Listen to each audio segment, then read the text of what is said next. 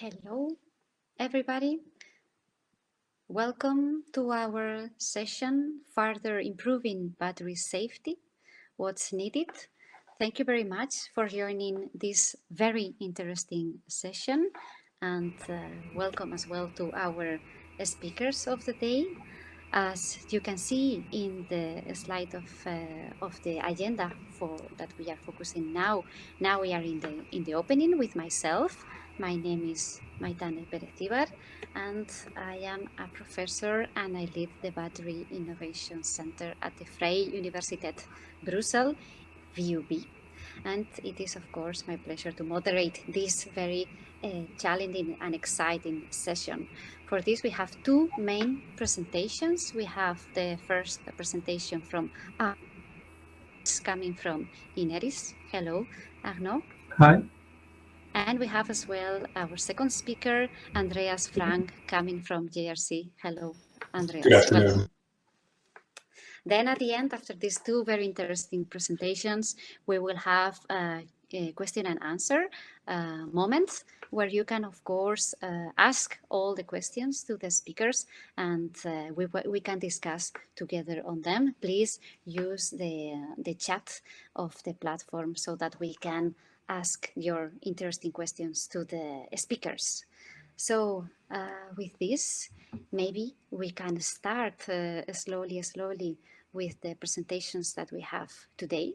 And it is my pleasure to introduce first to Arnaud Bordes. He's going to give us the first introduction of today. I will first introduce a little bit Arnaud, very interesting. Arnaud Bordes is an electrochemical engineer. His PhD was focused on understanding lithium mechanisms on silicon anodes, and he is now a battery safety engineer working at the Fire, Dispersion and Explosion Division of Ineris since 2018. He conducts abusive testing at small and large scale on lithium-ion batteries for various stakeholders, automotive industry, and even battery producers. And he also advises the French Ministry of Ecological Transition on energy storage safety matters. Arnaud also is involved on various research projects related to battery safety. He is part of the French delegation of the United Nations Subcommittee Transport of Dangerous Goods, dealing with energy storage related subjects. Additionally, Arnaud, as safety battery expert, he co-chairs the Safety Task Force in the European Technology and Innovation Platform Batteries Europe. Here, Arnaud will present today the presentation, as you can see already in the slide, lithium-ion batteries towards a safe and controlled technology. Arnaud, thank you very much for being today here with us, and please, the floor is yours. Thanks a lot, Maitane, for the introduction, and thank you also for the organization committee to letting me to present this work done in the task force. So indeed, I am Arnaud Bordes, and I'm working at Ineris, which is standing for Institute of Industrial Environment and Risk. And it is a semi-public institute under the supervision of the French Ministry and Environment. The institute is dedicated to risk prevention in all kinds of fields, and for my part, I'm focused on battery safety. In this field, we performed abuse testing on all kinds of batteries, and we are involved in research action to provide technical support to our ministry for regulation making. But today, I'm not here to talk about this activity. I am presenting you the work of the Battery Safety Task Force of Battery Europe. The group, which is also co-chaired by our today moderator, Maitane Perez-Tibar, is composed of around 10 to 15 people representing a stakeholder of the entire battery value chain, so industrial or academics. And the first target of this group was to define the research and innovation action related to the safety that should be undertaken in order to ensure development of safe battery in the European industry. So next slide, please. So the first question that can be asked is why safety? So let's start with it. As you can see is this publication from GRC. Thank you, Andreas. Electric vehicles on the road will be counting for up to 900 million by 2040. And electric vehicle is not the only application concerned by this important growth. We can also, for example, think of stationary storage system, and this will make an increase of battery cell sales, and of course, an increase on the needs of manufacturing those cells. I think earlier on in the previous session, the figure of 48 gigafactories was mentioned. So to understand the huge amount of cell we are talking about. And by increasing the number of batteries on the market at a constant incident probability, we will proportionally increase the number of incidents involving batteries, which might affect the consumer acceptance of this technology. So next slide, please. So today, battery systems reach an acceptable level of safety. So those pictures on the slides are alarming, but honestly, the safety level is currently acceptable thanks to safety standards or regulation produced by private or public bodies like ISO, IEC, CEDELEC, or UNEC. And those regulations or standards provide the required standards to proceed safely with battery solution. Nonetheless, a quick accidentology overview will show you that an incident happened at all levels of the value chain and in all fields of application. Here, for example, there is illustration of automotive field and stationary storage. So every field are really concerned about safety and incident. And because of market pressure, most research efforts are focused on improving battery performance and durability or reducing production costs. So basically, industrials are focused on performance and cost because it's what is driving the market. However, battery safety is and will be paramount to ensure confidence and widespread adoption of, for example, e-mobility or electrical energy storage in our everyday life. So that's why we need to try to further increase battery safety and align all these technological advances with safety protocols or processes in order to provide a safer and quicker solution to the battery market. So next slide, please.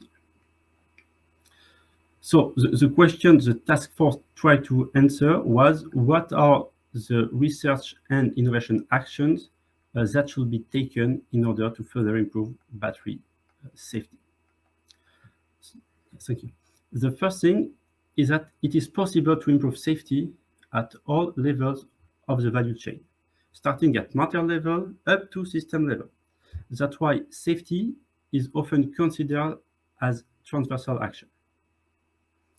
Including safety as early as possible in the conception is very important because all the stages of the value chain are linked together, and that's what is illustrated in this slide. Indeed, a safety improvement at material level using, for example, more thermally stable material, for example, is going to most likely be beneficial to all the subsequent levels. So action taken at low level is beneficial to higher level, ending up to a user. So basically, if a cell releases less energy in case of thermal runaway, less effort has to be made at pack level to prevent a propagation of the cells. Also, considering a circular value chain, the element design should be thought in a way to make possible safe disassembly, reuse, and recycle of the battery system. And this being said, we will now see the different R&I actions that are possible at the different levels. So we detail every level. So next slide, please. So starting with the lower level that we considered, which is the material level,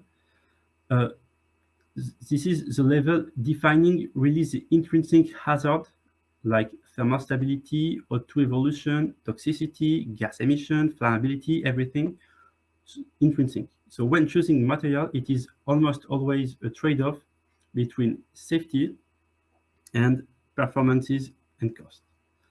And in this field, progress can be made by developing more stable materials, electrolyte, electrodes, and those developments should come with a methodology allowing the comparison in terms of safety of the different materials. The safety assessment should not be limited to the evaluation of thermal stability, so just staring at how many heat a cell will release, but also includes potential gas emission, ecotoxicity, and so on. In addition to the thermal stability of material, other research activities are of first interest, like the one about advanced materials. So we have seen this in the previous session, allowing, for example, safe healing, or looking toward better separator mechanical stability, or some development of shutdown separators. Plenty of those activities are really interesting. Now, at cell level, it is so at the next level, so cell level on the right part of the slide, it is the place where the materials are put together and where the electrochemical reaction take place. The most severe hazard at this level is, of course, the very well-known thermal runaway, but other hazards may be a bit more benign, like chemical spilling, should not also be forgotten when doing a careful risk analysis. But we will mostly focus on thermal runaway, and this can be avoided at this level, but by the use of passive safety devices, and those devices still, even if they are widespread already, they still can be improved. And also the use of smart sensors like optical fibers or that are embedded in the cell or things like this can really improve the quality of the information that is available for the BMS, so at the higher level, to take decision. And so it's very promising. Also, and because the hazard is sometimes not coming from an outside abuse, but really coming from the inside of the cell, so from an internal defect, a strict quality control and the improvement of production processes through automatization might help to improve the overall cell safety. So we've seen now material and cell level. We can go to next slide and see pack level. So at pack level, it becomes very difficult to stop thermal runaway once started, but still possible, difficult but possible.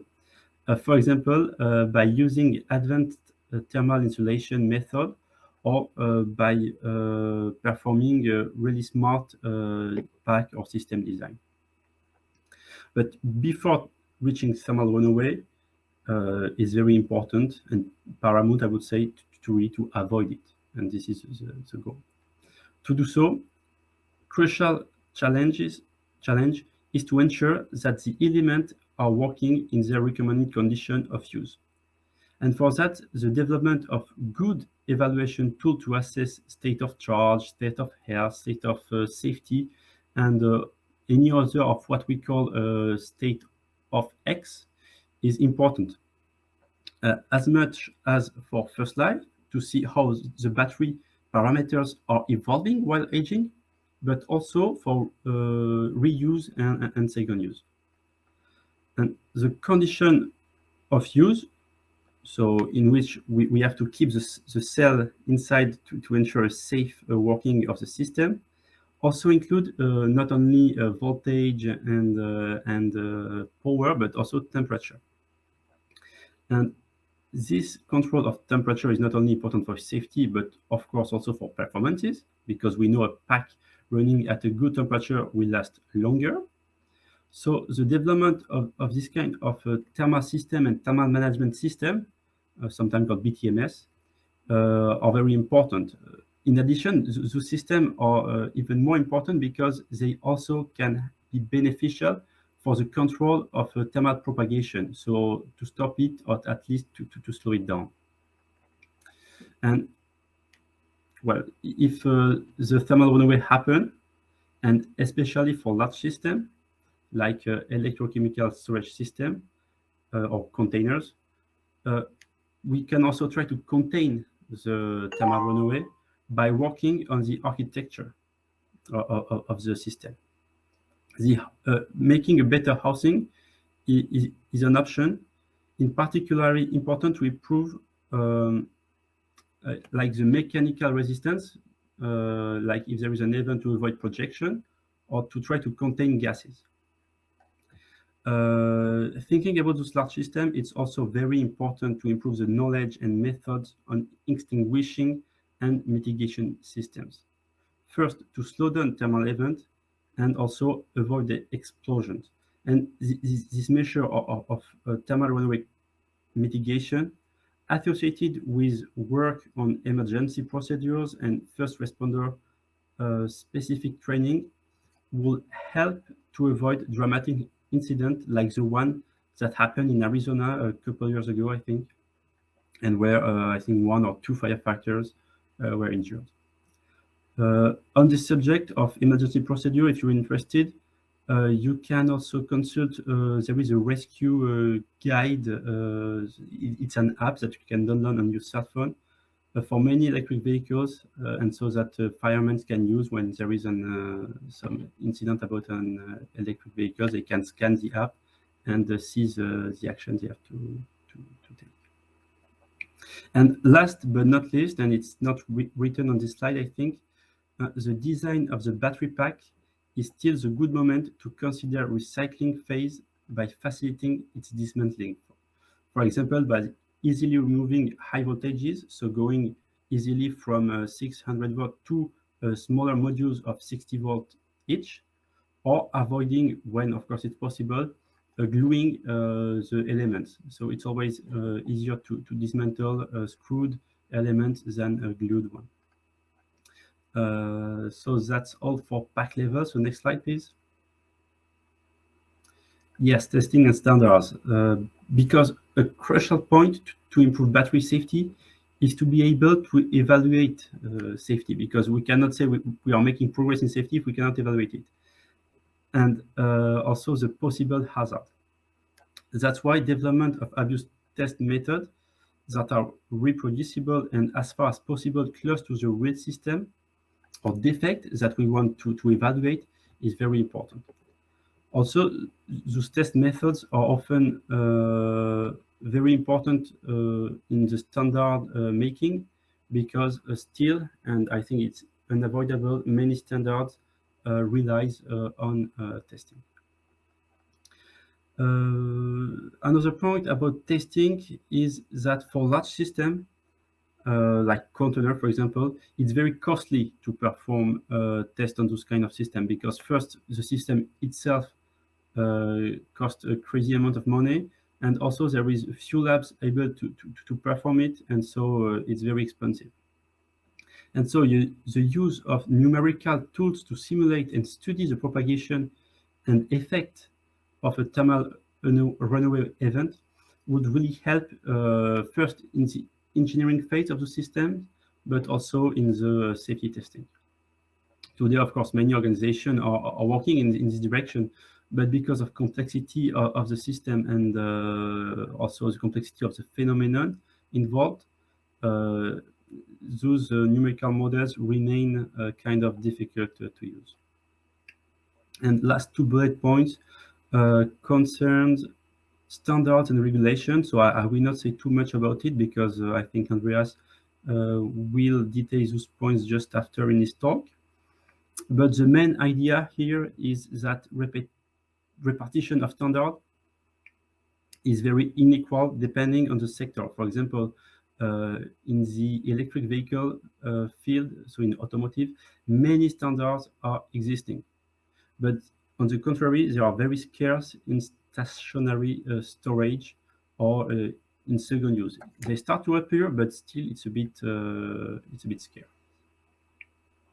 So continuous adaptation of the standards and also regulation, of course, to follow evolution of use and also evolution in technologies is important to ensure the safety of the user. Next slide, please. Yes, thank you. So after seeing this overview of the possible research and innovation actions to further improve battery safety, the question is how to implement them in the European battery ecosystem. First, by including and clearly display safety topics when a program is launched, and that's why has been done in Battery Europe with the Battery Safety Cross-Cutting Task Force. That's the work I'm just counting you. And also what's being done in BIPA with the Battery Transversal group. And this is a very good first step. The next question is what is being done in this group? In the Battery Europe Safety Task Force, we worked on the position paper where the R&I action needed within the entire battery value chain. So what I just presented you is presented in this paper. And this work is published, was published at the beginning of this year in the European Commission website. And if you want to consult it, the link is here on the slide. I don't know if you can copy paste it, but you will find it. And now work also currently undergoing. So BIPA, based on this work done by the task force, is now proposing a safety-related subject in to be used in the 23-24 European course. And in the Battery Safety Task Force of Battery Europe, we also have a work undergoing on the definition of KPIs, so especially in from the Safety Task Force in the safety field. And the safety KPIs are, from a point of view, really important, even crucial, to help in the safety evaluation of current and future battery technology, basically to be able to compare Apple with Apple. So next and the last slide, hopefully, yes, conclusions. First, so what are the main ideas that I just presented? First, current batteries have reached an acceptable level of safety and are widely used. But because of the huge increase expected in the use of batteries, we really have to keep working on making safer batteries. This work should be done at all the level of the value chain, and not forgetting that the value chain is hopefully circular, and so we don't have to forget recycling and possible second uses. Reminding that if safety is improved at lower level, like material, it will facilitate the work at higher levels. We have seen various ideas to progress on safety matters, and we are lucky because the European battery ecosystem can really help us to implement them. So a lot of money is on the table. And the idea is now we have to advance by not only defining performances and cost target in the calls, but also safety targets. This is particularly true when developing a novel material or novel battery technology. We have to keep in mind what would be the progress and how to evaluate the progress in terms of safety. So at European level, also several other initiatives is not complete or exhaustive, but other initiatives are ongoing and financed by Europe. We can, for example, cite Battery 2030 Plus, where they are developing battery smart sensing. So this can really be useful for battery safety and beneficial. There is also this battery interface genome. It's a bit more of a long shot, but to understand the mechanism of thermal runaway can be interesting to better understand interfaces between electrodes and electrolyte, and every kind of interface actually. And the development of a battery passport also will be very beneficial for safety, I think, and especially when we talk about Second Life. And I think I have to stop talking because my time is over. And thank you for your attention. Thank you very much, Arnaud, for this interesting presentation. I already took some notes, and I would like to take the chance to remind to all the participants and attendees, please write your questions in the chat so that we can, after the second presentation, go to your questions.